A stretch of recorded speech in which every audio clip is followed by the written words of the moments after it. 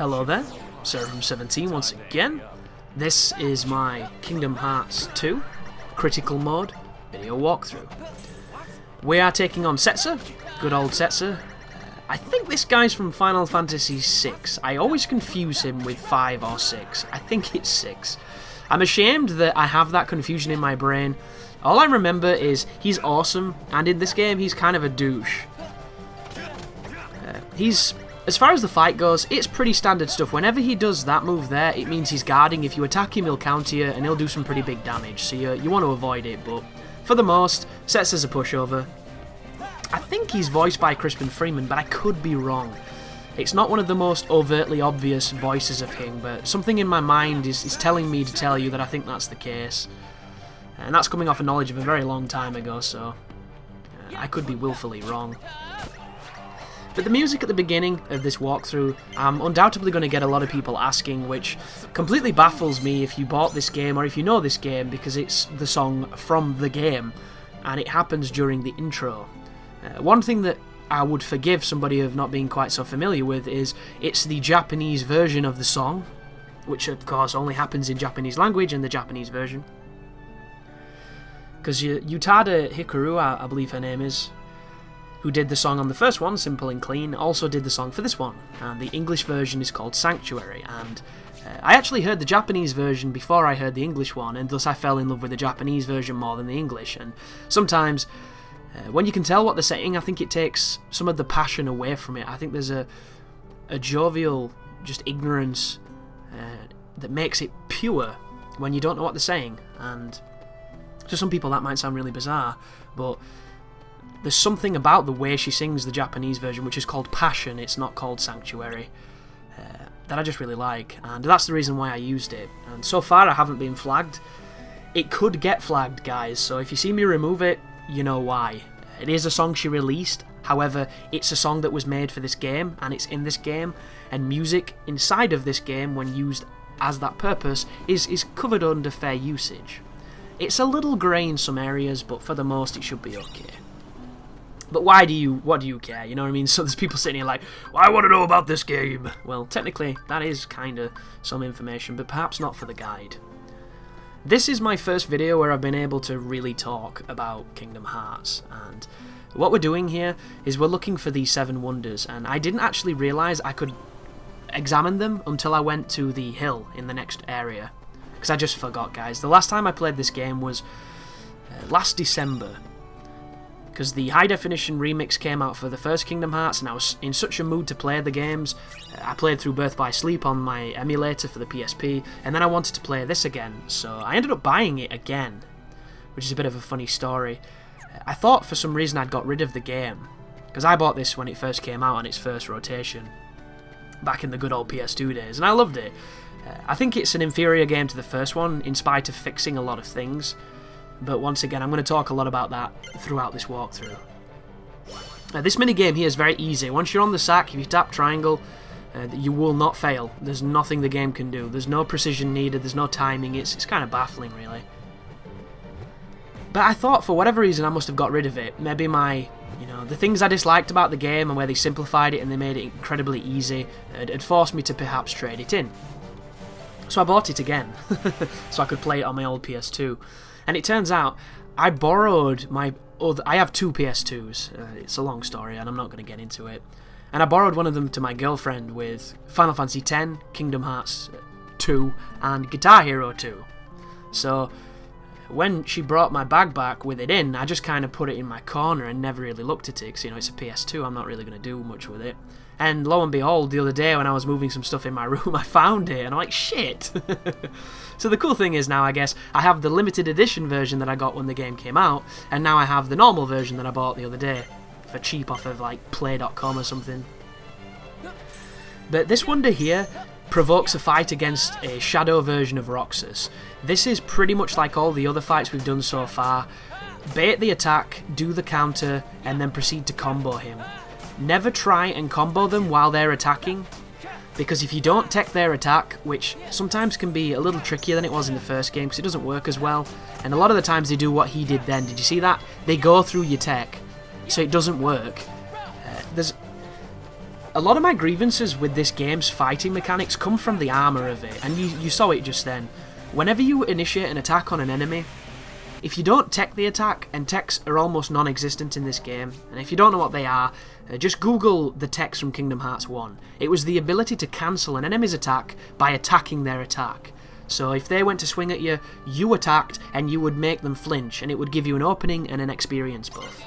It was a cool idea, and I liked it a lot, and in this game they kind of just... It is there sometimes, but for the most it just doesn't work right. So instead what they've done is they've just kind of given the enemies armour, or poise, if you like. So if I try to attack any of these when they've started, I will bounce off and they will continue to counter me. And there are certain enemies in this game, especially the magical ones later on, where they are so incredibly powerful because you can't stop what they're doing. And as soon as they start doing it, you're fucked.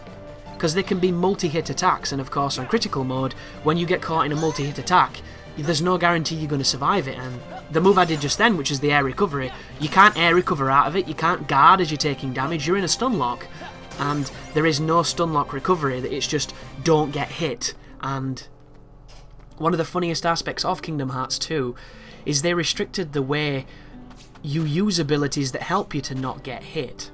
And this is something that I hate. I have hated since day one of playing this game. And that is the application of the drive system. So later on when we play as Sora, we're going to unlock the ability to use drive, which is this really cool looking equivalent of Devil Trigger in this game. It enables us to transform and have access to 2 Keyblades and a variety of buffs, be them all your magic attacks are better or your physical attacks are better, and a whole host of new combos that are super over the top and powerful. And in the final mix version, you have access to a new drive form, which is kind of an homage to Kingdom Hearts 1, which gives you all the specials like Ars Arcanum and all those other ones I can't remember the name of, where he chucks the Keyblade and he dashes and stuff. Really fun moves. And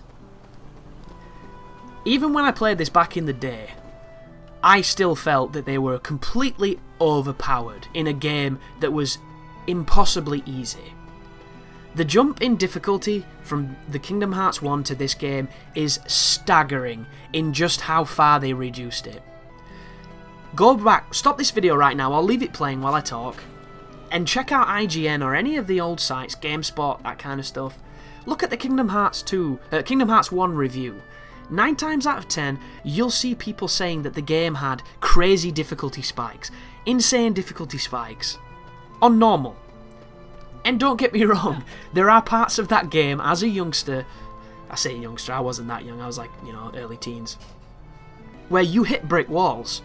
The dragon is a brick wall. Clayton on the chameleon, can be a brick wall if you're underleveled. A lot of encounters in that game can be very difficult. But it kinda made the game awesome. Because you got your ass beat, and then you went somewhere else for a bit. You leveled up some, you got some items, you found some new things, and you came back and you conquered. And then later on, if you played it on a little bit more of a higher level, you learned how to win in spite of the odds. But of course, reviewers don't do that. Because reviewers are trying to play the game and beat it as fast as they can so they can get the review out where they say, didn't have any tits in it, 7 out of 10. So all the reviews focused on this one thing of the game, aside from the other flaws with it, which were very valid, of it having these insane difficulty spikes. And because it's associated with Disney, I assumed that they wanted to make it as accessible to a wide variety of people as possible and have that massively wide demographic. So this game suffered because of it. And not only did it suffer just because the difficulty was neutered to beyond belief, but they also implemented features that made the game insanely easy, and the drive system was one of them. Ooh, this enemy here, incredibly dangerous early on. Whenever he tries to do that, where he reaches out of the ground with 2 hands, it's a grab. If he misses you, you can counter him because he'll come out of the ground for no reason. That is your opportunity to combo him and kill him. If he puts 1 hand in the air from the earth and starts slashing, that is a stun lock you do not want to be in because you will die. Very dangerous. You don't see too many of them later on, but they're very dangerous this early. So the drives look cool, the drives are insanely powerful, and they trivialise a lot of encounters and bosses. So much so that even as a younger person, when I played the first time, I avoid using them. So what does this mean if you avoid using them? Because of course, like a lot of things in games, if you don't like them, don't use them. You know, play the game how you want to play it. That's the joy of them. However, there are passive abilities that you learn by leveling these abilities up. So by using these drives and getting experience, Sora learns the ability to do things that he can do out of drive mode. And, you know, back when I first played it, I don't think I really noticed or paid too much attention to that complexity. I just kind of assumed it was one of those moves that Sora does by himself, because a lot of the moves on this game are almost passive, because when you're in the middle of a combo, he starts doing what he fucking wants, and you're like, oh, that looks nice. Okay, I'll keep doing that. So I don't think I fully appreciated that if I leveled up the drives, I could get the ability to jump higher, and the ability to jump again, and the ability to do the quick run, which was this game's equivalent of an evade. So I beat Kingdom Hearts 2 on Proud. Every playthrough I've ever done of that game, I beat Sephiroth, I beat everything, I got the secret ending, I did all that stuff without the ability to avoid damage. And if that doesn't tell you that there's a problem, I don't know what does. Because I wasn't guarding, folks, I was just moving. And it's this really strange thing of, because I have this ingrained, like, negative association towards the drives, it impacted my recording of this guide. So I got quite far in the game without ever realising that to unlock the combat roll that they added in Final Mix, I had to use the new drive mode and just get experience and unlock it that way. And right now I can happily say I've unlocked it and it's awesome, and I'm curious to see what other abilities I must not have paid too much attention to and see what they are, just to see how they affect the game. But at the same time, it means I have to keep using this mode that I just don't really like. So there's going to be a lot of people in future videos that are going to get very cross with me because I'm not using the drive modes, and oh, watch this, this is confusing. So I start to fight with this enemy, he gets me with that cheesy blow, he tries to grab me, I go to get a combo, I miss him because Roxas is slow as piss without his moves, and then he fucks off. Like, what is that? Did he have a meeting? Did he leave the kettle on? Like, what is that? Very confusing is what it is. But you're going to see me not really using the drives too much. Another thing you're going to see throughout this walkthrough is I wanted to take Donald and Goofy with me for the most, so I don't take a lot of the unique characters, and I understand that this might be a little bit disappointing to watch, because people like to see those new characters, and they are really good. But I always take them, so I wanted to try something a little bit different, and I got kind of bored midway through, so I started putting in some of the other people, so I'm not going to do that for the full game. But just be aware, if you see me with Donald and Goofy a lot, it's because I was just kind of playing around with them, and I was trying to experiment with the limit as well, because each of the characters gives you the ability to do a limit with them when your magic is full. I'm like the worst Kingdom Hearts player in the world. I don't like using magic, I don't like using drives. I just want to fight. I'm kind of like Martyr's Brigade when he used to put up those PvP videos in Dark Souls where all he wanted to do was sword and shield and fight. He didn't want to fuck about with anything else, just head down to the grindstone and kick some ass. And I completely understand where he's coming from, because I'm that kind of player too. But on this game, some enemies are incredibly vulnerable to magic, some bosses even more so, and I don't have to tell anybody how powerful the drives are, so all it really does is put me at a disadvantage, which is self-imposed, but not so much intentionally so, it's almost stylistically so. But all of the fights you're watching here can be skipped. If you're not interested in this early section with Roxas, just skip them. You know, if you're confident in your ability to fight under-leveled, feel free to skip a ton of encounters. The game will recommend levels to do areas, but never let that put you off, because there's one thing you need to bear in mind. Every single section of this game can be done at level 1. It's not that big of a deal. Level can help, so if you're having troubles, sometimes you just need that placebo effect of leveling up a little bit and then coming back fresh, and that will definitely help you conquer some tough situations, but for every other circumstance, skill will prevail. So, as long as you're learning, as long as you're practicing, and as long as you're not getting disheartened, you will overcome, because that's the joy of games. But here we are in the mansion. A couple more nobody fights in this place. Pretty simple stuff. There's a couple of tricky ones coming up, just because it's a combination of standard nobodies and those spiky ones, which are really dangerous. These particular two, not so much. But one of the other things that was labelled at Kingdom Hearts was that the level design was a little bit platform heavy and the platforming wasn't very good. And I don't think there's a single person on this planet, except for now I've said this, that would defend the platforming on the original Kingdom Hearts, because it was pretty bad. However, no platforming is perfect. There is just high-level platforming, you know, your top-tier stuff like your Marios and whatnot, and your N64 days with Banjo and Conker and everything. But even those games do have flaws. The platforming in the original Kingdom Hearts was kind of shitty, but it gave you the illusion you were doing different things. It also gave you the illusion of verticality and just an extra emphasis on different gameplay. When you remove those aspects, the level design looks very flat. And one thing you'll notice here, if you're just a casual Kingdom Hearts observer and you've never really played, is that you won't see me doing many different things in this game. You're going to see me walk around some pretty simplified areas, you're going to see me pick up some chests that you'd have to have a lobotomy to miss, and you're going to see me fight. And that's it. Every so often there'll be like a mini-game, but compared to the last game where you were sliding down, you know, crazy, what are they called, lianas, are they called, the little Tarzan things? And you saw me doing, you know, swinging on ropes and jumping and climbing and bad jumping and bouncing, and all of that is gone, pretty much. A lot of it is linear cutscene, linear fight, linear, and there's a lot of people that love that. At times I enjoy it, but at other times it makes me wish there was a little bit something else. Because I think it's the simple things that can truly make a difference, and as much as there were problems with the previous game in those areas of the level design not making much sense, the level design having poor platforming and poor platforming sections, and of course, you know, just the difficulty spikes and things, they were the things that made the game interesting, and this game went too far the other way.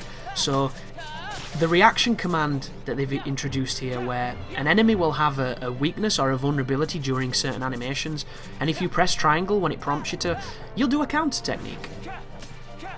It's a great idea, but it doesn't work. And your immediate response there, if you're a bit of an apologist for Kingdom Hearts, is it does work. And yeah, it does. Sometimes. But not all the time. And that is why things like the roll are so missed, or the running ability are so missed. Can you imagine Dark Souls if it locked the fucking roll before Anor Londo? I don't think anybody would have got to Anor Londo. Well, if they were playing with a shield. Like, that is how paramount these abilities are to the game. And somebody actually commented, who's watching the guide, and said that because of the running ability on this game, they didn't really miss the roll too much. And I asked the person if he played Birth by Sleep, and I haven't seen his answer yet. I assume he's answered. But the reason I asked that is, Birth by Sleep has both rolling and blocking, and it has them the best they've ever been. And the symbiosis of those two features makes it the most streamlined, intuitive, responsive, and enjoyable Kingdom Hearts combat system ever made. Regardless of if you agree on what they did with the magic and all the abilities on the left-hand side, the ability to dodge and guard responsively, effectively, and awesomely really just shows how fundamental those features are to making this game fun. And that is not to say that this game is not fun, or that the workings of it aren't fun. It's just to say that if we had it from the beginning, I think it would be a lot more interesting and a lot more enjoyable to play, because there's going to be situations you will watch for the first few hours of this game where I try to recover after an attack when I know an attack is coming and I'm not confident in my ability to block it, by trying to get away from it. And my only option is to run, which is slow, or jump, which is a little bit faster but doesn't really give me the horizontal momentum that I need. And almost every single circumstance where this is happening, I take damage that I could have avoided if I had the fast run or the roll. And that's what baffles me. The fact that they've almost replaced those features with the press triangle reaction, and not every enemy has those moments, and not every attack has those moments. So it becomes Azura's Wrath in, are they going to give me the counter prompt or aren't they? And if you think it's going to come and you commit to it, you're going to take a sledgehammer to the face that you really didn't need to. And if you had a roll, you wouldn't have been in that situation to begin with. And I just think it's an epic failing of the game on their part, and I think it speaks volumes that they put it back in the final mix edition, because people want to be able to avoid unnecessary damage, and they want to be able to learn from the mistakes, and you can't do that if you can't get away. It seems so obvious when you point it out like that, but I'm sure they had a good reason, and either way I respect it. But thank you very much for watching, and you take care now.